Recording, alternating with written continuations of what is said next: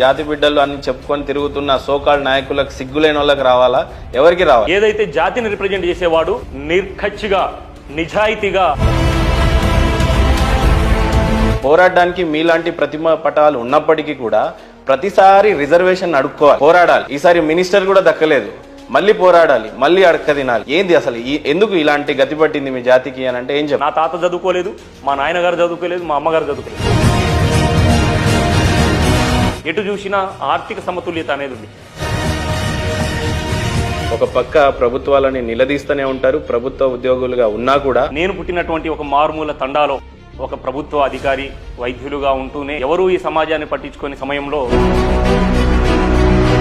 ఆ పంచభూతాలు నా తోడుగా ఉన్నాయి మంచి పని కోసం. అనేక జాతీలు వెనుకబడి ఉన్నాయని చెప్పి వాళ్ళ నాయకులు పోరాటం చూశాం. బట్ మీ విషయంలో ప్రత్యేకించి చూసింది ఏంటంటే పెళ్లి చేసుకోకుండా ఉద్యమాలు చేయాలి అనే కళ ఎందుకు? అది నా మార్గంలో నేను నడవాలన్నప్పుడు ఒక రాత్రి 12ంటికి రావచ్చు, ఒక రాత్రి 12ంటికి దాటిన తర్వాత రావచ్చు, రాకపోవచ్చు.